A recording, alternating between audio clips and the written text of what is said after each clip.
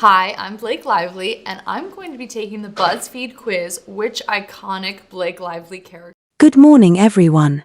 You're tuned into Coravanta, and I'm Lars Harry, bringing you everything you need to know as you head into your day. And honestly, what a chaotic week it has been.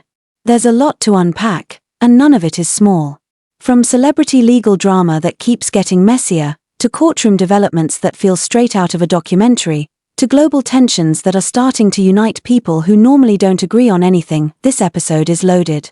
So settle in, because we're going to walk through it all carefully. Let's start with the Blake Lively versus Justin Baldoni situation, because this story just refuses to slow down. Every time it seems like things might calm down, something new surfaces that pulls even more people into the narrative. And now, somehow, Taylor Swift has been pulled into the orbit of this situation, not directly, but through connections that are raising eyebrows and questions. We're going to get into that in detail shortly, because the connections being discussed right now are not simple, and they're definitely not.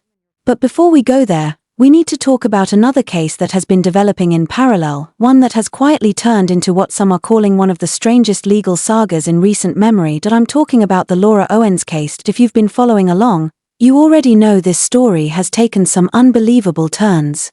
The Justice for Clayton movement has been gaining traction, and the case itself, centered around allegations of fake pregnancies and manipulated paternity claims, has become something people can't stop watching. And now, new developments suggest that what we've seen so far might only be part of a much bigger pattern. There was a recent headline that caught attention, suggesting that Clayton might not be the only alleged victim connected to Laura Owens. And to be honest, that's not exactly shocking to those who've been paying close attention. It's more like confirmation of what many already suspected. Investigative reporting has indicated that prosecutors believe this may not be the first time Owens has been involved in a situation like this. That's a serious implication, because it changes the scope of the case entirely. Instead of being a single incident, it starts to look like a potential pattern of behavior, and that's something juries tend to take very seriously. Now, Owens' legal team is in a difficult position. Her attorney has publicly stated that they're not yet ready to seriously consider a plea agreement, but they're reviewing all the evidence and that discussions could happen in the coming weeks. That's legal language for we're weighing our options very carefully, because what's at stake here is significant. If this case goes to trial, it's expected to happen in July. And from what's being discussed behind the scenes, there is indeed a potential plea deal on the table. The details aren't public, but insider information suggests that it could allow Owens to avoid jail time, which would be a major outcome considering the number of charges involved. We're talking about 14 felony charges. That's not minor. That's not something you casually walk away from. So if a plea deal reduces that number significantly, say down to 4 or 5 charges, and includes an admission of wrongdoing, it might be seen as the safer path from a defense perspective. But here's the real question: will she take it? Because accepting a plea deal requires acknowledging at least part of the accusations, and sometimes people become so committed to their version of events that stepping back becomes almost impossible. It's not just a legal decision, it's psychological, reputational, and deeply personal. And then there's the challenge her attorney faces. Imagine trying to present this case to a jury. You have layers of digital evidence, allegations involving fabricated narratives, and a public already forming strong opinions. That's not easy to manage in a courtroom setting where clarity matters. This case has already crossed into public consciousness in a big way. Podcasts, investigative pieces, and online discussions have turned it into something much bigger than a typical legal dispute. It has all the elements of a future documentary: complex characters, high stakes, and a trail of actions that raise more questions the deeper you go. And speaking of complexity, let's shift back to the Blake Lively versus Justin Baldoni situation, because this is where things start to intersect with broader cultural attention. Now, here's where Taylor Swift enters the picture, not as a direct participant, but through a connection that people are analyzing very closely. Recently, Taylor Swift was spotted in New York City with her friend Ashley Ovyorn, a fashion influencer who has been part of her social circle for some time. On the surface, that's completely normal. Taylor Swift being photographed with a friend is not unusual, it happens all the time. But what makes this different is the growing discussion around Ashley Ovyorn's alleged role as a connecting figure between Blake Lively and another key individual, Stephanie Jones, and this is where things get complicated. Because part of the controversy surrounding the Baldoni case involves what's being described by some as a sham subpoena. The claim is that a legal mechanism may have been used in a questionable way, creating a case structure involving unnamed individuals in order to obtain specific communications or records. Now, to be very clear, these are allegations and interpretations that are still being debated. Courts will ultimately determine what is valid and what is not. But the reason this matters is because of what those records allegedly contained: communications that may have played a role in shaping public narratives, including media coverage. So when people see a connection, even an indirect one, between individuals involved in that process and someone as globally recognized as Taylor Swift, it naturally draws attention. It doesn't mean wrongdoing. It doesn't mean guilt. But it does mean scrutiny. And that's the environment we're in right now, one where every connection is examined, every appearance is analyzed, and every association becomes part of a larger puzzle people are trying to solve. Some observers have gone as far as suggesting that these public sightings indicate coordination or alignment. Others argue that it's simply a case of people maintaining their friendships regardless of outside noise, and the truth is, we don't fully know. That's an important point that often gets lost in these discussions. There's a difference between what can be proven, what is suggested, and what is assumed. And when emotions run high, especially in cases where public opinion is strongly divided, those lines can blur very quickly. From my perspective, maintaining credibility means being willing to look at all sides, even when one narrative feels more convincing than another. It's easy to fall into the trap of defending one side completely and dismissing the other, but real understanding usually sits somewhere in the middle. For example, if someone genuinely believes that wrongdoing occurred, their actions, even if controversial, might be driven by that belief. That doesn't automatically justify those actions, but it does add context. At the same time, accusations and strategies used in high-profile disputes can have real consequences, especially when media coverage amplifies them. Careers, reputations, and opportunities can all be affected long before a case is fully resolved. And that brings us to another key point in this situation: the idea of cancellation. There's been a lot of debate about whether Justin Baldoni has been cancelled. And this is where definitions matter, because cancellation doesn't necessarily mean someone disappears completely or never works again. In many cases, it simply means that certain doors close, particularly within major industry structures. From what can be observed, Baldoni's situation appears to reflect that kind of shift. While he may still be active in creative roles, producing, directing, building projects, the trajectory you might expect for someone in his position as and following a successful film doesn't seem to be happening in the usual way. And that raises questions, because typically, after a major success, opportunities increase. Visibility leads to casting offers, partnerships, and momentum. When that momentum isn't visible, people start to wonder why. Some argue it's a strategic pause. Others believe it's the result of industry pressure or reputational impact. The reality could be a mix of both. What's clear is that influence within the entertainment industry is not evenly distributed. Relationships, agencies, media narratives, all of these factors play a role in shaping who gets opportunities and who doesn't. And when a high-profile conflict intersects with those systems, the effects can be significant. That doesn't mean the outcome is permanent. We've seen many cases where individuals faced setbacks and later rebuilt their careers. But it does mean that, in the short term, the impact is real. So as this situation continues to unfold, the key thing to watch isn't just the legal arguments, it's the broader ripple effects. Who continues to work with whom? Which projects move forward? Which ones don't? Because sometimes, the clearest signals aren't found in statements or headlines, but in actions, and right now, there's a lot happening beneath the surface. Now picking up where we left off, the conversation shifts away from Hollywood for a moment, but the intensity doesn't drop at all.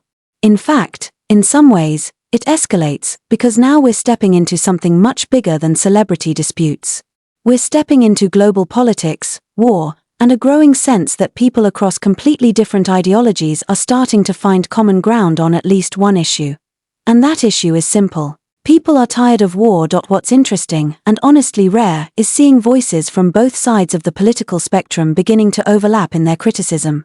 Normally, these sides disagree on almost everything. But right now, there's a noticeable shift happening, where individuals who would usually oppose each other are saying, in different ways, that this situation isn't working. You've got commentators, analysts, and public figures who have historically supported leadership now openly questioning decisions. And that's not a small thing. It takes a certain level of pressure, public, economic, and political, for that kind of shift to happen. One of the more talked about moments recently involved a major media personality strongly criticizing decisions related to foreign policy and the handling of tensions in the Middle East. The criticism wasn't subtle either. It was direct, extended, and covered multiple angles, from military strategy to rhetoric to long-term consequences, and what made it stand out even more was the reaction from people who don't usually agree with that voice.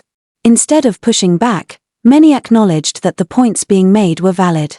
That's when you know something unusual is happening, when agreement starts to replace the usual automatic opposition, because for years, the pattern has been predictable. One side says something, the other side rejects it, and nothing really changes. But now, with rising costs, global instability, and visible consequences, the conversation is becoming harder to ignore. At the center of it all is a basic question: what is the benefit? When people look at the economic impact alone, the frustration becomes understandable. Rising fuel costs, increased spending, pressure on public resources, these are things that directly affect everyday life. It's no longer an abstract issue happening far away. It shows up in bills, in prices, in long-term uncertainty, and then there's the safety aspect. Whenever conflict escalates, there's always the risk of broader consequences. People start thinking about retaliation, about global reactions, about what it means not just for soldiers or governments, but for civilians. This is where the conversation becomes more emotional, because it's not just about policy anymore, it's about human cost. Reports, images, and accounts coming out of conflict zones have intensified the debate. Civilian casualties, damaged infrastructure, humanitarian concerns, these aren't theoretical discussions.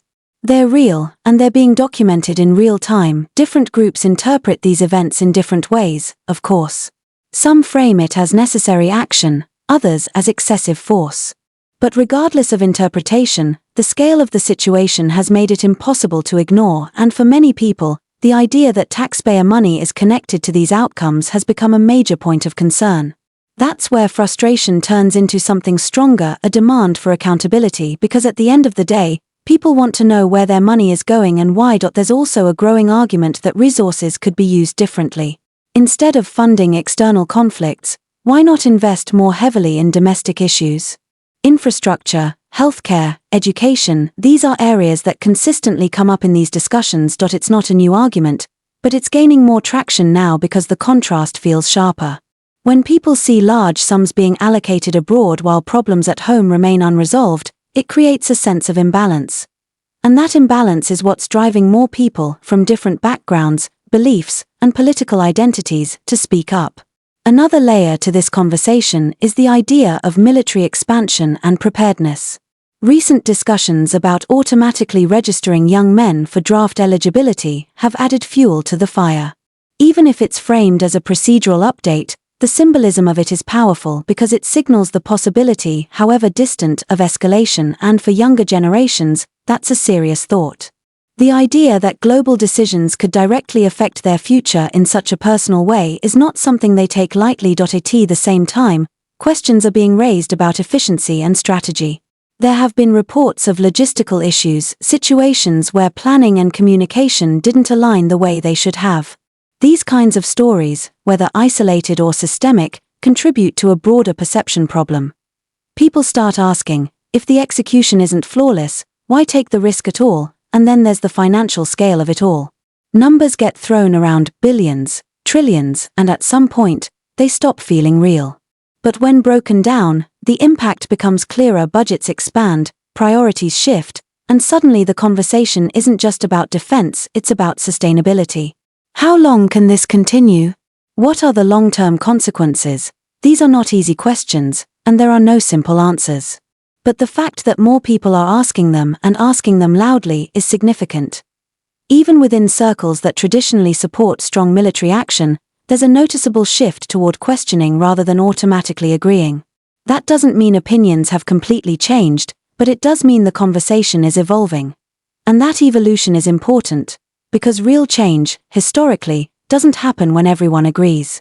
It happens when enough people, even those who usually disagree, find common ground on something specific. Right now, that common ground seems to be forming around the idea that endless conflict is not sustainable. That doesn't mean isolation. It doesn't mean ignoring global responsibilities. But it does mean rethinking priorities and strategies in a way that reflects current realities rather than past assumptions. And as this discussion continues, it's likely to shape not just policy decisions, but public perception as well, because ultimately, leaders respond to pressure, and pressure comes from people. Now, bringing it back to the broader theme of everything we've covered today, there's a surprising connection between these two very different topics: celebrity legal drama and global politics. And that connection is influence. In both cases, influence shapes narratives, affects outcomes, and determines who gets heard and who doesn't.